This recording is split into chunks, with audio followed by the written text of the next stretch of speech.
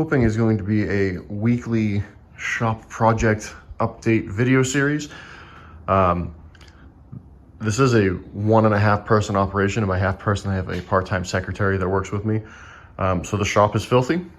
Get over it. The work has to get done. The cleaning gets done when we have downtime. So we're gonna go through what we have going on and pick away at progress as the videos evolve. So we have here a 1987 300ZX Turbo. Gentleman brought it here with a sort of running engine setup in it. He was trying to do some upgrades to it. Ended up that the engine that was in it was completely bad. So we have swapped it with a VQ35DE with the Turbski. Precision 5431, nothing crazy, only good to about 400-ish horsepower. Turbo Smart 38mm wastegate. Custom turbo manifold setup that we've been working on. So we have this side pretty well done. The merge tube for the other side is underneath there. We've started working on this side over here. To get the swap to fit, we custom machined some billet aluminum spacers to drop the subframe down to get the engine to fit a little better. Custom transmission mount. This car is gonna be running Haltech everything. So we've got the wiring passed through and mapped out and labeled. It's gonna be running a Haltech PDM, which that's that wiring up on the roof. So as soon as the turbo system is done, we can get to the wiring, water to air intercooler. You're not gonna be able to tell this car's got anything fancy going on, with the exception of we're gonna have to put a little cowl on the hood to clear the intake manifold, which we have a different intake manifold coming too. That's why that one is apart. So that is that car. We have here one of 3 port injection conversions that we're in the middle of doing. So this car is just in need of the wiring and then final assembly. Started on the wiring a couple days ago. Hopefully gonna have this running in the next week or so. It's got a brand new built engine in it. This one is gonna be quite the ripper. So hopefully have that running soon. Have our shop cube, a 288 wheel. We're actually gonna be putting this on the dyno to tune it on ethanol in the next week or so. Just take a day and just do it. Really find out where the MRA8s live and if they die, where they die. So this thing's been driving great, several thousand miles on it since we last tuned it. We let everybody beat the crap out of it that comes here. We've got several burnout marks on the driveway to show that it's taken a beating. Here we have the shop drag car. Gonna do a full video on the engine on this. We already did a video taking the engine apart after beating on it so we could see what needs improvement. So we'll do a video on that engine separately, but we're hoping to have this one running in the next couple of weeks as well, so that we can get it tuned and get it going. We have a lot of goals for this, but it's an R&D car, so you know that comes first, then the racing comes after that. So this is car number 2, getting a port injection swap. We actually just got this running and the registration's expired. So we're just waiting for the registration to get straightened out on this one so we can do the break-in and then tune it. This car is gonna be a ripper too.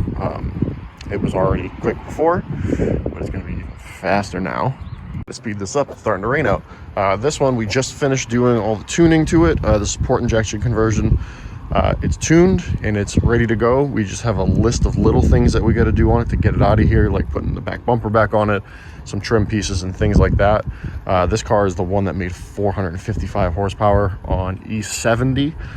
This thing is proper fast. It's got some really good tires on it. It picks up and goes really, really good. And then this Mazda pickup truck, somebody bought it and it's got a blow motor, so it's leaving. It was just here for diagnostics, so that's that. This one we get quite a few emails about. This is the all-wheel drive 6-speed conversion. We've just been slammed, as you can well tell. We're also reorganizing our storage system. This is going to get finished. We just have to find time to finish it. So as soon as we get space in the shop and time, this is going to get going. Really, this is going to get going as soon as we get the drag car back up and running. So yeah, it's definitely really pouring out. And then over here we have a Time Attack Juke. Tori, the gentleman that owns this, he is selling it. If anybody's interested in buying it, it's got a full spec'd out cage, you know, It just needs an ECU wired in and it'll be ready to go.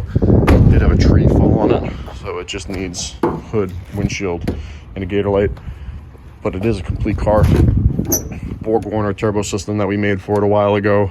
So it's got a motorsport grade wiring harness made. It just has to get finished wired in on the inside. But if anybody's interested in buying this thing, it is for sale. He did race several seasons of Global Time Attack in it. You can find videos. Just look up Tori Skursky on YouTube. So if anybody wants it, it's available. Maybe someday we can buy it. So to wrap this video up, I'll show you a quick preview of the drag car's new engine. Yes, this head is on backwards, it's just sitting here. We just got it back from the machine shop. This is your standard size head stud, and we've made it fit significantly larger one. So this just has to get put together. We do got to do the piston rings on it and bearing clearances and then bolt it up. We're also going to be testing out a new brand clutch and flywheel that we found. We're going to see how it does. We don't have crazy high hopes for it, but it is a like race style clutch and flywheel system. It's no springs in the disc at all. So really quick engagement, and it's a very, very lightweight flywheel. So this is a Clutchmaster one that we usually run. This weighs almost 6 pounds less than that, which when you're revving out to 10,000 plus RPM, you got to get as much weight as you can out of it. We also had it perfectly balanced. So they're fine out of the box, but when you're revving up to 10,000-ish RPM, you gotta get it at like perfect. We also had all of the engine internals perfectly balanced to each other, but I'll go over that in more detail when we film that video.